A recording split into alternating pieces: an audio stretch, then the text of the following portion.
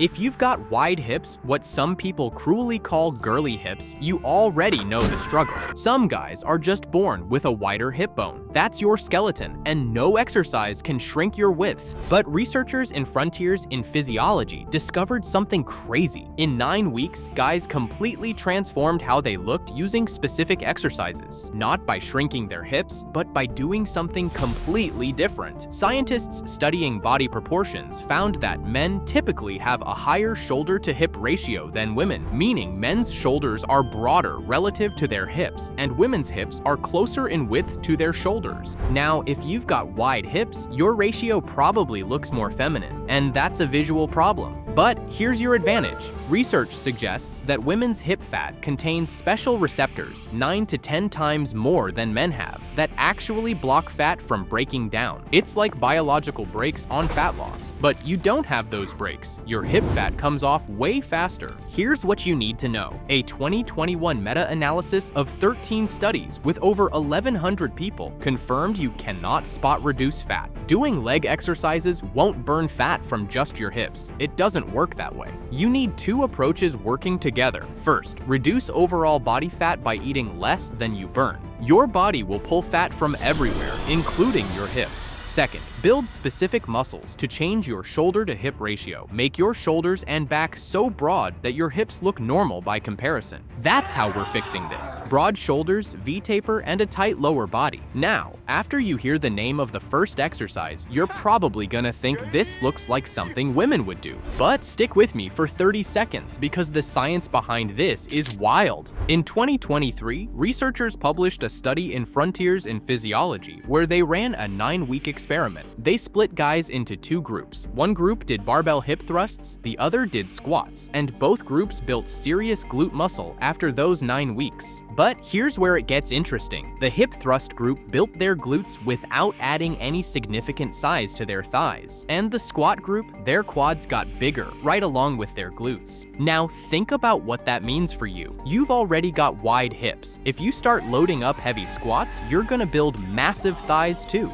That makes your lower body look even wider, the opposite of what you want. Hip thrusts bypass that problem completely. They hit the glutes hard without blowing up your legs. But it gets even better. Researchers using EMG technology published findings in the Journal of Sports Science and Medicine. Hip thrusts activated over 60% of maximum gluteus maximus capacity. That's massive for a single exercise. So here's how to do it. Sit on the ground with your upper back resting against a bench. Plant your feet flat on the floor about hip width apart. Now drive through your heels and thrust your hips straight up toward the ceiling. The most important part is when you hit the top position. Squeeze your glutes as hard as you physically can. Hold that contraction for 1 full second, then lower back down with control. Don't just let gravity drop you. Start with 3 sets of 12 reps using just your body weight. You need to master that top squeeze first. That's where all the muscle building happens. Once 12 reps start feeling easy, that's your signal to add weight. Put a barbell across your hips or hold a heavy dumbbell in your lap. And if you train at home without any equipment, do glute bridges flat on the floor instead. Same exact movement pattern, you just don't have the bench elevation. When that gets too easy, switch to single leg variations. Those will destroy you. Now, exercise number 2. When researchers looked at the data on this one, they found something very interesting. Scientists published a review in the Journal of Sports Science and Medicine where they looked at EMG studies on popular glute exercises like squats, deadlifts, lunges, hip thrusts, step-ups, all of them. They wanted to identify which exercises produced the highest glute activation. Step-ups and variations like lateral or diagonal step-ups showed some of the highest glute activation levels. Here's why this can matter if you've got wider hips. Research shows that a wider pelvis can be associated with a larger Q angle, which is the angle between your thigh bone and your kneecap. Studies found that women's Q angles are typically around 15 to 17 degrees compared to men's 10 to 14 degrees, partly because of wider hips. And when you have a higher Q angle, hip stability matters more. So if you've got wider hips, building stronger hip stabilizers like your gluteus medius, gluteus minimus, and and hip rotators can help maintain better alignment and may reduce injury risk. Step-ups target this. You're forcing one leg to lift your entire body weight, which creates strong gluteus maximus activation, while your gluteus medius works to keep you stable. Here's how to do them. Find a bench, box, or stairs at about knee height. Step up powerfully with one leg and drive through that heel. Bring your other leg up to meet it at the top.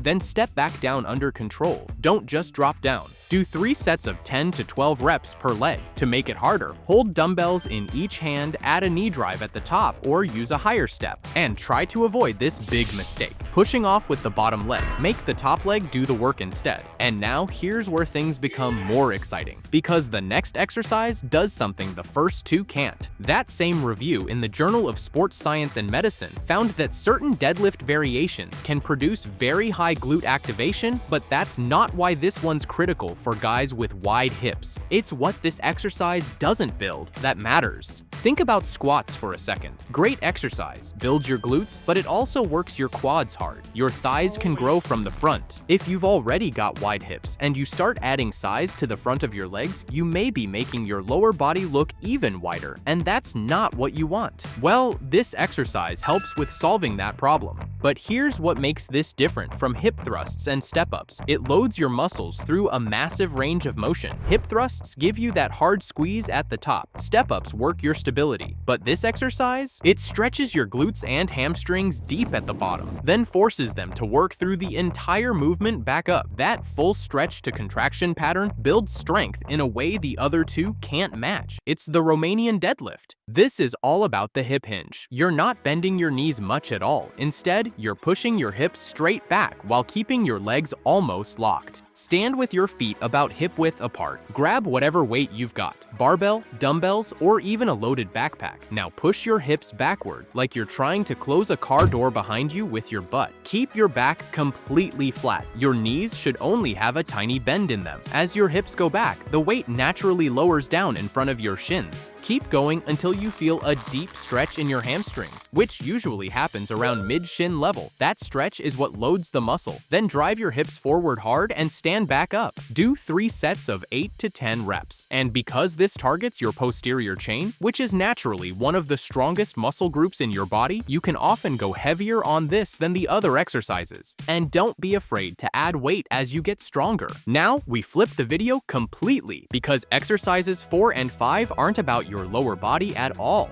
Remember what we talked about at the beginning? You can't shrink your pelvis. It's bone, but you can change your proportions by building your upper body so much broader that your hips suddenly look normal. It's pure visual contrast. The American Council on Exercise ran a study where they tested popular shoulder exercises using EMG technology. They wanted to find out which movements activated the medial deltoid best. That's the middle part of your shoulder muscle that sits right on the side. Lateral raises showed some of the highest medial deltoid activation in the study. Here's how to do them. Grab dumbbells and hold them at your sides with palms facing in. Raise the weights straight out to your sides until your arms hit about parallel to the floor. You're basically making a T shape. Lead with your elbows, not your hands, like you're pouring water from a pitcher. Pause briefly at the top, then lower back down under control. The biggest mistake is going too heavy. If the dumbbells are swinging up with momentum, you're using too much weight. This isn't about ego. Do 3 sets of 12 to 15 reps. If you don't have dumbbells at home, do pike push-ups. Get your hands and feet on the ground with your hips pushed way up high like an upside down V. Bend your elbows to lower your head toward the floor, then push back up. This hits your shoulders without using any equipment. But if you stop here, you're gonna look unfinished. Because there's a second layer of width most guys completely ignore. And without it, your upper body stays narrow from certain angles, even with built shoulders. Your latissimus dorsi muscles, your lats, sit on the sides of your back right below your shoulders. When you develop these, you're not just adding width at the shoulder caps anymore, you're widening your entire upper torso. Research specifically shows that well-developed lats create that V-taper appearance. It's not shoulders or back, it's shoulders and back working together. That combination is what makes guys with even wider pelvises look powerful instead of bottom heavy. Ever notice how bodybuilders can have naturally wide hips, but you'd never call them girly? It's the lat spread. When their back is developed, their upper body body completely overpowers their lower body. That's the goal. Now, here's the exercise. Grab a pull-up bar with your hands slightly wider than shoulder width. Pull yourself up until your chest nearly touches the bar. At the top, squeeze your shoulder blades together. Feel your lats contract. Then lower back down, but controlled. If you can't do pull-ups yet, lat pull-downs work the same way. Sit at the machine, grab the bar wide, pull it to your upper chest, drive your elbows down and back, and squeeze those lats at the bottom. Do 3 sets of 6 to 10 reps, and if you can only do 2 or 3 pull-ups per set right now, that's your starting point. Keep showing up. Do multiple sets each workout, and those numbers will climb. Once you hit 10 clean reps, start adding weight with a dip belt.